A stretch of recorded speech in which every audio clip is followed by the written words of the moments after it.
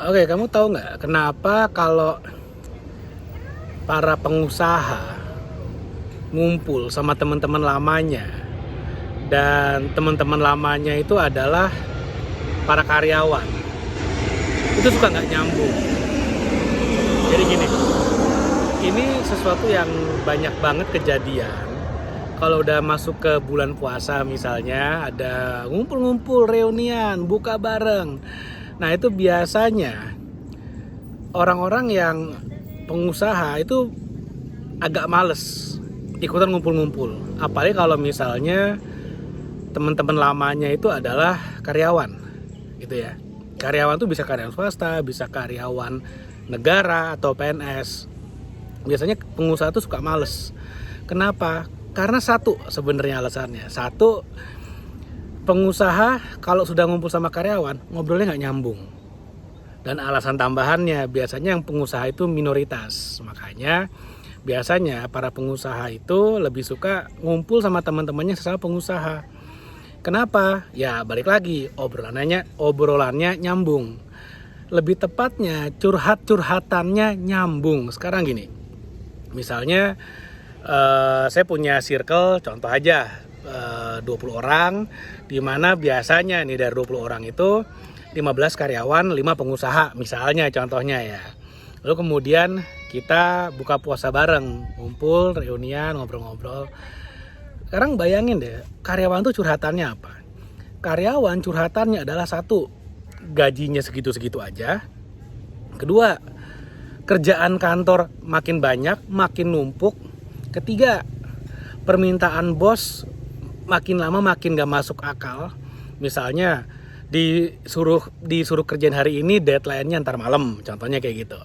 Kan curhatannya itu aja. Bonus hitung-hitungannya nggak jelas dan segala macamnya. Habis itu ya mungkin naik gaji, naik pangkatnya, karirnya semua nggak jelas. Terus belum lagi ada politik kantor misalnya nggak cocok sama atasan dan segala macam. Tapi 80% dari curhatan seorang karyawan itu pasti ngejelekin bosnya. Bosnya siapa? Pengusaha. Nah makanya kalau misalnya para pengusaha ngumpul sama para karyawan, nah itu ngobrolinnya jadi nggak nyambung. Mau ikutan ngatain tapi itu dirinya sendiri gitu kan. Mau dengerin tapi ya itu kayak merasa tersindir juga, nggak nyambung. Sedangkan kalau misalnya kita nih pengusaha nih, pengusaha tuh curhatannya apa sih? Nggak jauh-jauh dari karyawannya. Wah gila karyawan gue nih, masa suruh gini aja nggak bisa, masa suruh deadline lewat melulu, dikit-dikit minta naik gaji, kan gitu aja tuh curhatannya bos atau entrepreneur tuh. Pengusaha tuh curhatannya kayak gitu. Bayangin ngomong kayak gitu di depan teman-temannya yang merupakan karyawan, kan tensin banget ya, nggak enak banget gitu. Jadi kayak guilty feeling ngomongnya. Nanti teman-teman yang karyawan ngerasa tersindir gitu kan. Padahal mah nggak ada niatan nyindir mereka, tapi ya mereka juga ngerasa akhirnya malah jadi awkward, malah nggak nyambung. Makanya paling benar tuh ya kalau misalnya ngumpul-ngumpul, bukber, nggak usah ngomongin bisnis, nggak usah ngomongin kerjaan, ngomongin masa lalu aja. Misalnya ini adalah circle teman-teman SMA ya, ngomonginnya dulu pas sekolah aja, ngomongin pertemanan pas sekolah, naksir-naksiran pas sekolah, udah itu aja. Karena nggak akan nyambung, jadi lucu gitu loh. Satu ketidaknyambungan antara pengusaha dengan karyawan. Oke. Sekarang yang kedua. Ini yang menurut saya jauh lebih menarik lagi. Seorang karyawan, beban terbesarnya adalah perintah dari bos. Oke, perintah dari si owner, dari dirut, dari atasannya lah.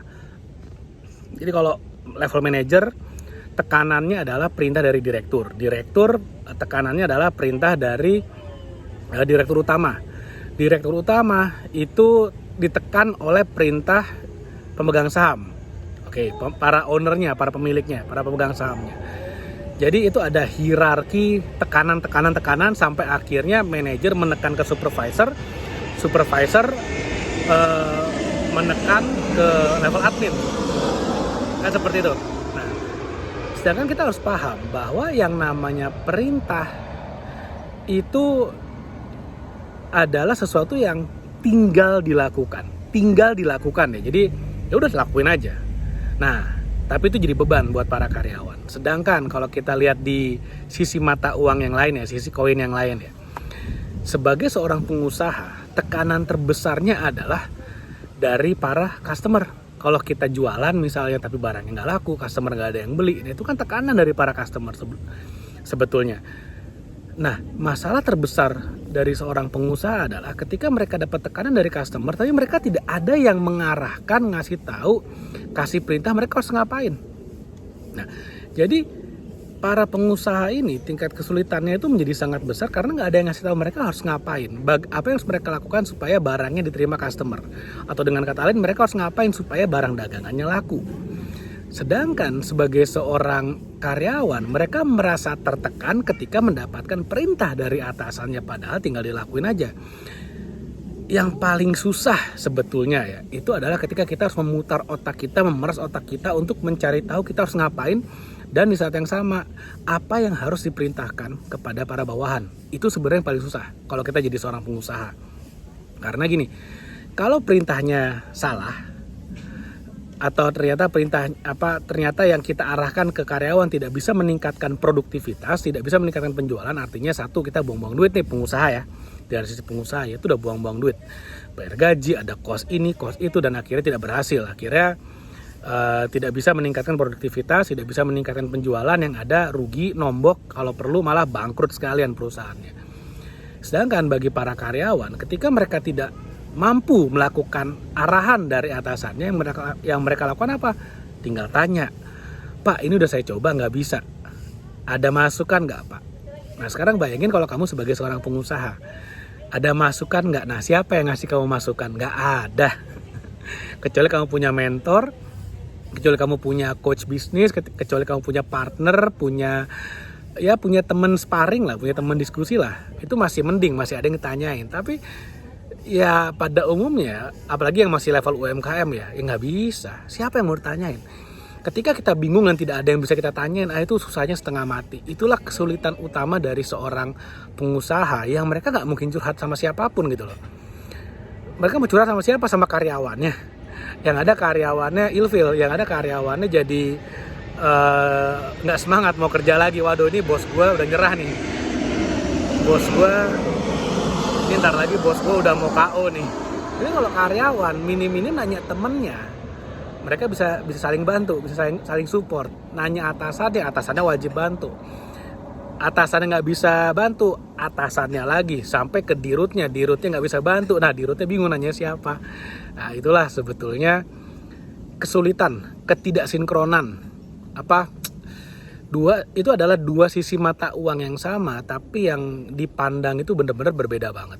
Meskipun antara karyawan dan entrepreneur itu ada di satu atap perusahaan yang sama, tapi beban mereka beda, tapi tekanan mereka beda, dan apa yang mereka hadapi berbeda. Apa yang dicurhatin oleh seorang pengusaha, seorang karyawan nggak akan pernah bisa ngerti. Sebaliknya pun begitu, apa yang jadi curhatannya seorang karyawan, seorang pengusaha nggak akan bisa ngerti.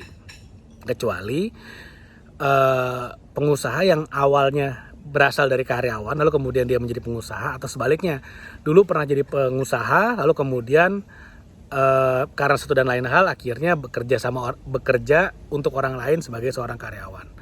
Itu baru curhatannya mulai nyambung. Makanya kenapa pada akhirnya kalau misalnya kamu misalnya seorang karyawan, kamu ngajak ngumpul temanmu yang pengusaha dan mereka nggak mau ikutan ngumpul, ya jangan dibilang mereka sombong gimana, enggak, belum tentu. Mereka lagi menghadapi sesuatu yang banyak karyawan nggak akan ngerti. Tekanannya luar biasa dan challenge-nya juga jauh lebih besar, jauh lebih berat. Nah tapi kalau misalnya tekanan challenge itu bisa dilewati oleh seorang pengusaha, maka rewardnya adalah bebas finansial, maka rewardnya adalah jadi kaya raya.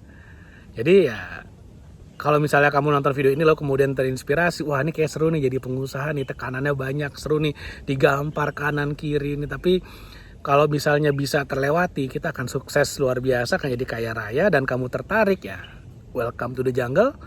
Mudah-mudahan apa yang saya share bermanfaat. Jangan lupa like video ini, share video, dan subscribe YouTube channel ini. Thank you, sampai ketemu lagi di video berikutnya.